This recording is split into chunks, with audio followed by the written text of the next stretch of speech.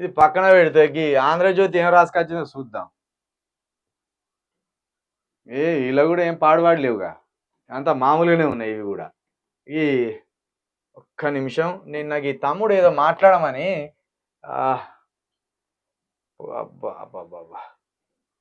Comment box లో ఏదైనా సమస్య మీద మాట్లాడమని చెప్తే తప్పకుండా చెప్పండి, మాట్లాడతాం. వెంకటేశ్వర, తెలంగాణ ఎన్హెచ్ఎం సాలరీస్ రాలేవు, 2 months నుండి pending, please raise the issue. ఈ ఎన్హెచ్ఎం ఏంటంటే నేషనల్ హెల్త్ మిషన్ అని ఒకటి ఉంటది. ఆ నేషనల్ హెల్త్ మిషన్ సంబంధించి ఉద్యోగులకు 2 నెలలుగా శాలరీలు పెండింగ్ లో ఉన్నాయట. మరి ఈ శాలరీలు ఎన్హెచ్ఎం అంటే ఇది నేషనల్ కి సంబంధించిందే, జాతీయ అంటే ఇది బీజేపీ కేంద్రానికి సంబంధించింది. ఇది కేంద్రం వేయాలి కావచ్చు ఈ శాలరీలు, ఈ కేంద్రం వేయాలి కావచ్చు. మరి 2 నెలలు వేయకపోతే శాలరీలు ఉద్యోగస్తులు ఎట్లా బతకాలి, వాళ్ళ భార్య పిల్లల్ని ఎట్లా పోషించుకోవాలి, వాళ్ళ కుటుంబ పోషణ ఎట్లా వెళ్ళాలి? ఒక 2 నెలలు శాలరీలు కట్ చేయరు ఎమ్మెల్యేలకు, మీ మంత్రులకు, మీ ఎంపీలకు చూద్దాం అంటే మీరు ఆల్రెడీ దోసుకున్నారు. ఆ దోసుకున్న సొమ్ముతోటి ఇంకో 10 సంవత్సరాలను గడుపుతారు. కానీ గిట్లా చిన్న ఉద్యోగులను తిప్పల పెట్టడేంది? ఎన్హెచ్ఎం వాళ్ళట నేషనల్ హెల్త్ మిషన్ సంబంధించి ఉద్యోగులకు 2 నెలలుగా శాలరీలు పడలేదు.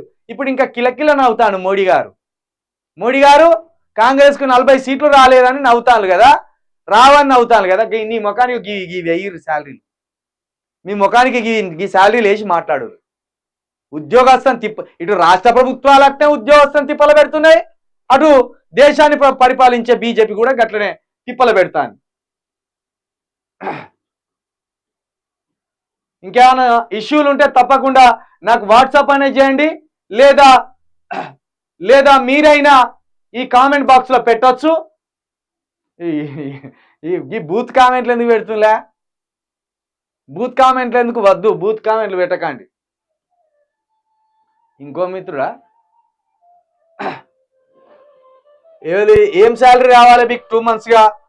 ఏం రావాలి శాలరీ? మరి మాకు శాలరీ రావాలి 2 months.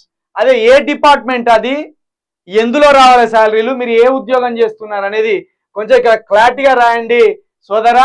ఎందుకంటే మాట్లాడతాం, కాకపోతే మీరు శాలరీ రాలేదంటే ఏది, మీరు చేసే ఉద్యోగం ఏంటిది, ఆ సంస్థ ఏంటిది అనేది మీరు కొంచెం క్లారిటీ ఇస్తే మేము కూడా మాట్లాడతాం.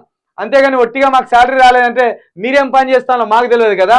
కాబట్టి ఇక తెలంగాణ ప్రజలారా, మరొక్క